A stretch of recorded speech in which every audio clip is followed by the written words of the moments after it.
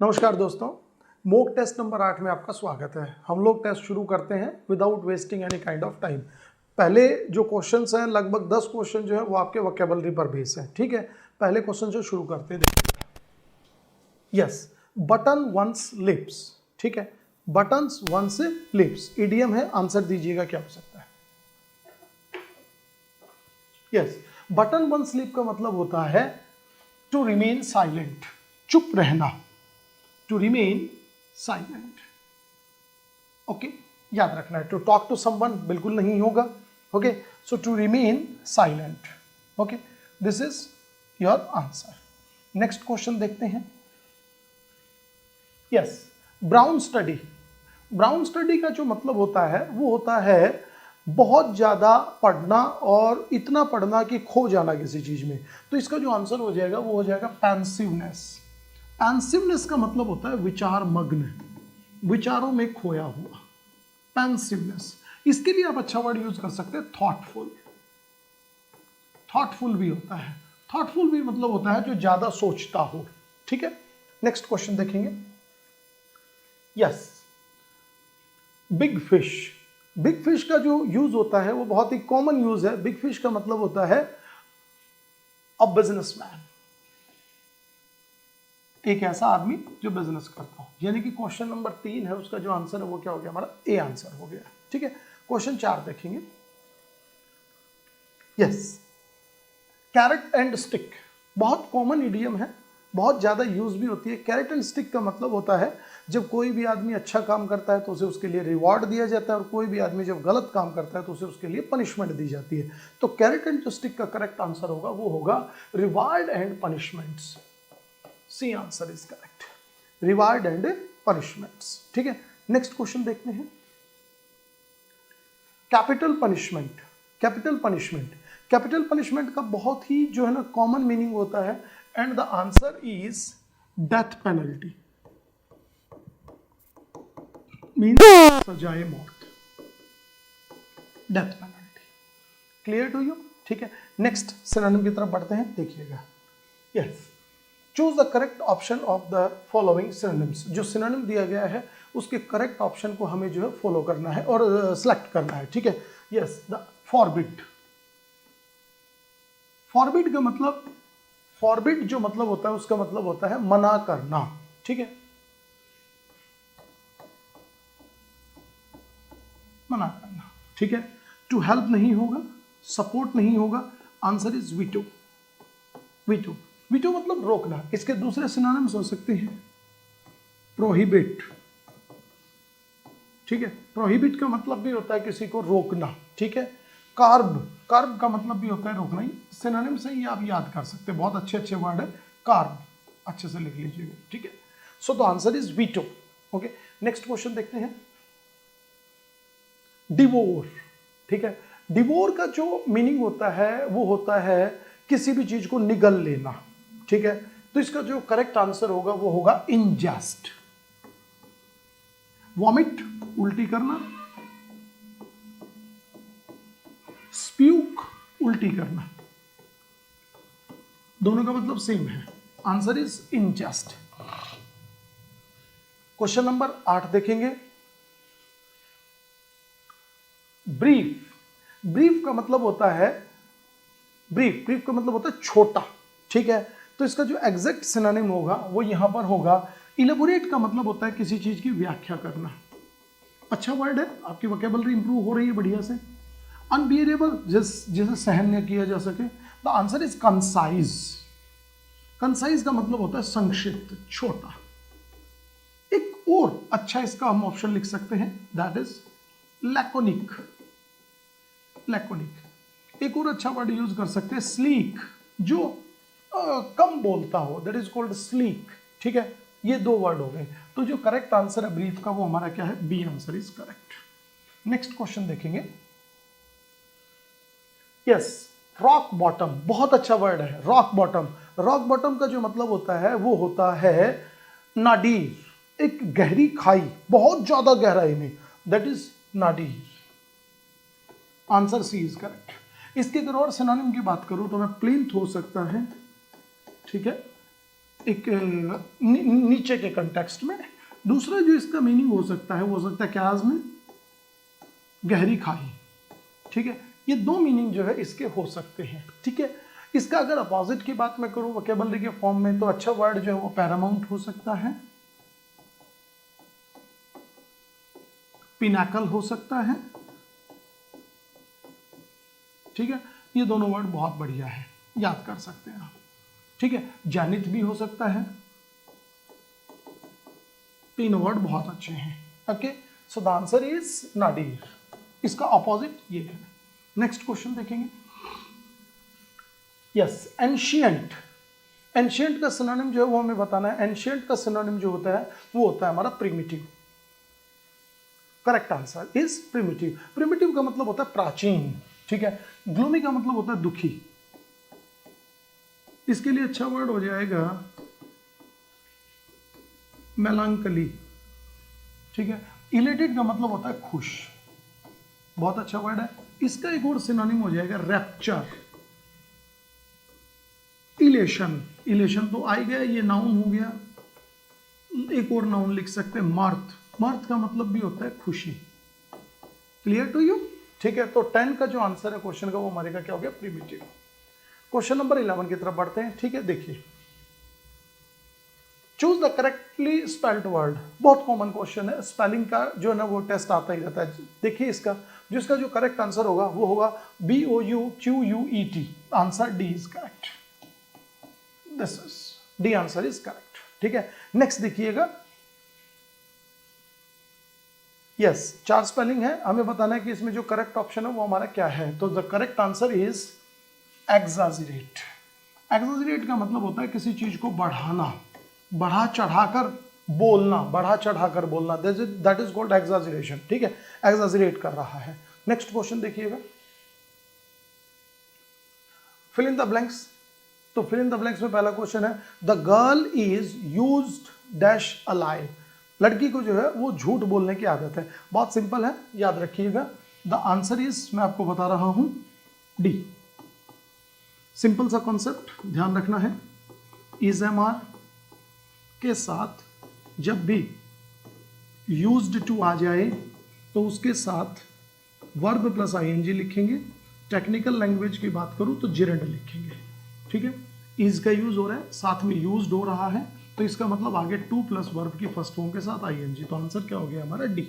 इसका मतलब है लड़की को इस काम को करने की आदत है, लड़की जो है वो झूठ बोलने की आदी है, ठीक है। नेक्स्ट देखिएगा, यस, क्वेश्चन नंबर 14 जो है ना वो देखिएगा। ही फाउंड हर लोस्ट, ठीक है। He found her lost, options are jewellery, jewelleries. तो जो करेक्ट आंसर है वो इसका सी है। उसका रीजन ये है कि ज्वेलरी ऑलवेज सिंगुलर फॉर्म में यूज होता है। एक अकेला ज्वेलरी वर्ड ऐसा नहीं है जो सिंगुलर में यूज होता है, कुछ और भी ऐसे वर्ड्स हैं जो सिंगुलर फॉर्म में यूज होते हैं, जैसे कि फर्नीचर, जैसे कि आपका लगेज, जैसे कि आपका इंफॉर्मेशन, जैसे कि आपका एडवाइस, ठीक है, ओके, जैसे कि आपका न्यूज़। तो ये कुछ एक वर्ड्स ऐसे हैं जो ऑलवेज किस में यूज होंगे, सिंगुलर फॉर्म में, ठीक है। तो उनमें ज्वेलरी भी है, तो आपका आंसर क्या हो जाएगा, ज्वेलरी। नेक्स्ट देखो, yes, he availed himself the opportunity. मौके का फायदा उठा लिया। अवेल का मतलब होता है फायदा उठाना, ठीक है। तो जो करेक्ट आंसर इज ऑफ। क्यों, जो अवेल वर्ड होता है, सबसे पहली बात याद रखना, उसके साथ एक रिफ्लेक्सिव प्रोनाउन का यूज होगा। रिफ्लेक्सिव प्रोनाउन ऑलवेज सब्जेक्ट के अकॉर्डिंग यूज होगा, लेकिन अवेल के साथ ऑफ का यूज भी एज ए प्रपोजिशन होगा ही होगा, ठीक है। I availed myself of the opportunity, ये भी सही है। Yes, find an error in the following sentences. जो सेंटेंस दिया गया है इसमें हमें एरर ढूंढनी है, और वो कहाँ पर है देखिएगा। शी ऑर्डर्ड अ पिज़्ज़ा, ठीक है, which are one of her favourite foods. उसने एक पिज़्ज़ा ऑर्डर किया जो उसके फेवरेट फूड में से एक है, ठीक है। द करेक्ट आंसर इज, देखिए, शी ऑर्डर्ड, उसने ऑर्डर किया, ठीक है, अ पिज़्ज़ा, एक पिज़्ज़ा। पिज़्ज़ा क्या हो गया, एज ए सब्जेक्ट यूज हो रहा है, ठीक है। कैसे, इस वाले सेंटेंस में, ओके। विच क्या है हमारा, रिलेटिव प्रोनाउन है। इसका एंटीसीडेंट कौन है, पिज़्ज़ा है। एंटीसीडेंट का मतलब होता है जो वर्ड रिलेटिव प्रोनाउन से ठीक पहले यूज होता है। तो जो वर्ब है वो इसी के अकॉर्डिंग यूज होती है। पिज़्ज़ा सिंगुलर है, आर की जगह किसका यूज हो जाएगा, इज का यूज होगा, ठीक है, नेक्स्ट क्वेश्चन देखेंगे तो आंसर हमारा क्या हो गया, बी हो गया। यस, ये क्वेश्चन मिसप्रिंट हो गया। अगला देखिएगा, नाउअडेज कॉमन पीपल, इन दिनों जो आम आदमी है, नाउअडेज, ठीक है, कॉमन पीपल जो आम आदमी है, okay, takes interest in the manner in which they are governed, ठीक है, जो आम लोग हैं वो इंटरेस्ट उसी चीज़ों में लेते हैं जिस तरीके से उनको रूल किया जाता है। देखो, नाउअडेज कॉमन पीपल, पीपल क्या है हमारा, प्लूरल सब्जेक्ट है, ठीक है, तो जो वर्ब यूज होगा वो प्लूरल यूज होगा। ओके, यहाँ पर हमने क्या यूज किया है, टेक्स, टेक्स हमारा क्या है, सिंगुलर है, ठीक है, तो इसकी जगह हम किसका यूज कर देंगे, टेक का यूज कर देंगे। सब्जेक्ट प्लूरल, वर्ब भी प्लूरल, आंसर हमारा क्या हो गया, बी हो गया। नेक्स्ट क्वेश्चन देखो, शी, ठीक है, could have more polite to her, she could have more polite to her, ठीक है। अब ये देखो, एक कॉमन सी चीज मैं लिख रहा हूं और मैं क्या लिख रहा हूं, could have, याद रखना है, would have, might have, जो भी है, ये जो वर्ड्स होते हैं इनके बाद हमेशा याद रखना वर्ब की थर्ड फॉर्म यूज होगी। क्लियर टू यू, ठीक है, कुड हैव यूज हो गया, ओके, क्लियर। कुड हैव के बाद वो उसके साथ मोर पोलाइट, और ज़्यादा पोलाइट हो सकती थी। किसी भी चीज़ को होने के कंटेक्स्ट में हमेशा याद रखिएगा उसके साथ बीन का यूज होगा। तो she could have been more polite, किसका यूज हो गया, बीन का, answer B is correct. Next question देखो, the increase in irrigated areas, जो सिंचाई वाले क्षेत्र में जैसे जैसे हमने उसमें बढ़ोतरी की है, हैज़ रिजल्ट्स, देखिए रिजल्ट्स नहीं है, रिजल्टेड है, प्रिंटिंग मिस्टेक है, इसको मैं सुधार देता हूँ, इसकी जगह आ जाएगा D, has resulted on achieving, ठीक है। तो जो ऑन अचीविंग वर्ड है वो कभी नहीं होता है, ठीक है, इन अचीविंग होता है, ठीक है, तो ऑन की जगह किसका यूज करेंगे, in achieving record food grain production, कि अनाज का जो प्रोडक्शन है वो हमारे पास रिकॉर्ड में आया है, ठीक है। नेक्स्ट क्वेश्चन देखेंगे, सेंटेंस इंप्रूव करना है, ओके, तो देखेंगे सेंटेंस में क्या कह रहा है, it is no good to cry over spilt milk, दूध के बिखर जाने के बाद चिल्लाने से कोई फायदा नहीं है, ओके, आंसर इज करेक्ट। पता है इसका क्या होगा, इट इज नो गुड, एक तो ये कॉमन वर्ड है इट इज नो गुड, इसके बाद जनरली हम आईएनजी का यूज करते हैं, ठीक है, so the answer is C, it is no good crying over spilt milk. कुछ एक वर्ड्स ऐसे होते हैं जिनके साथ हम जिरेंड का यूज करते हैं, जैसे कि नो यूज, सम यूज, एनी यूज, इनके बाद अगर आपको वर्ब लिखनी पड़े ना तो वो आप कैसे लिखोगे, वर्ब प्लस आईएनजी में। आमतौर पर आप स्पीकिंग में भी ये यूज कर सकते हो, जैसे कि इज देयर एनी यूज, ठीक है, dash now, so the answer is, जैसे कि हम बोले गो या टू गो, ठीक है, या फिर going, so the answer is going now, क्योंकि क्या आ रहा है, एनी यूज आ रहा है, एनी यूज के बाद आईएनजी का यूज कर देंगे तो क्या हो जाएगा, going now. Clear to you, ध्यान रखना इस चीज का, ठीक है। नेक्स्ट क्वेश्चन देखेंगे तो आंसर हमारा इसका क्या हो जाएगा, 21 का सी हो जाएगा।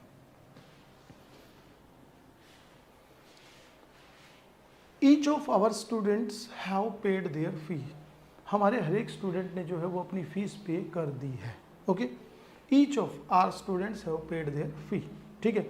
आपको एक बात याद रखनी है, वो क्या है, ईच ऑफ, वन ऑफ, इनके बाद जो सब्जेक्ट यूज होता है वो हमेशा प्लूरल यूज होता है, ठीक है। तो आपको ऑप्शन में देखना है कि सब्जेक्ट प्लूरल कहाँ पर है, स्टूडेंट तो होगा नहीं, ये स्टूडेंट ये भी नहीं होगा, ठीक है, स्टूडेंट्स आया हुआ है तो या तो नो इम्प्रूवमेंट हो सकता है या ये हो सकता है। लेकिन अगली बात क्या होती है कि ईच ऑफ के बाद सब्जेक्ट प्लूरल, लेकिन वर्ब जो है ना वो सिंगुलर यूज होती है, तो हैव की जगह किसका यूज होगा, हैज़ का, तो हैज़ देखिए कहाँ पर है, ये रहा, ठीक है। दूसरी बात, जो प्रोनाउन यूज होगा वो भी सिंगुलर यूज होगा, तो यहाँ पर प्रोनाउन कहाँ आया हुआ है, सिंगुलर, देखिए हिज, तो आंसर हमारा क्या हो गया, बी हो गया, ठीक है। ऐसे और भी वर्ड्स हो सकते हैं, जैसे कि मैं कहूँ वन ऑफ, ठीक है, ईच ऑफ हो गया, एनी वन ऑफ, ठीक है, sorry any of, okay, either of, ये हमारे वर्ड्स होते हैं। इनके बाद हम इन जनरल प्लूरल सब्जेक्ट यूज करते हैं और वर्ब कैसे यूज करते हैं, सिंगुलर यूज करते हैं। ठीक है, बहुत कॉमन सी बात है। नेक्स्ट देखिएगा, वन वर्ड सब्स्टिट्यूशन का क्वेश्चन है। थ्रू विच, जिससे कि क्या हो, लाइट कैन नॉट पास, रोशनी ही ना गुजर सके, दैट इज कोल्ड, उसको हम पता है क्या कहते हैं, उसको हम कहते हैं ओपेक। उसको हम क्या बोलते हैं, ओपेक, अपारदर्शी। ठीक है, नेक्स्ट देखिएगा, a sudden rust of wind.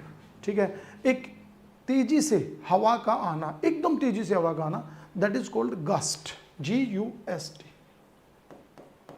ठीक है, स्टॉर्म तूफान हो जाता है, वो क्या करता है, एक लॉन्ग प्रोसीजर को डिनोट करता है, वो नहीं होगा। हरिकेन जो होता है, हरिकेन एक तूफान का नाम है, टॉर्नेडो भी तूफान का नाम है। ठीक है, सो ये तो जो है ना नाम हो गए, आंसर इज गस्ट। ठीक है, चलिए 25 क्वेश्चंस मैंने आपको करवाए हैं, आप अपना स्कोर मैच करो। ठीक है, और जो भी सजेशन आपको लगे कि ये वैल्यूएबल है हमारे लिए, वो आप कमेंट बॉक्स में लिखेंगे। आपका अगर आपको ये सब अच्छा लगा है, हमारा मॉक टेस्ट बढ़िया लगा है, तो इसको शेयर करें, सब्सक्राइब करें, and thanks for watching us.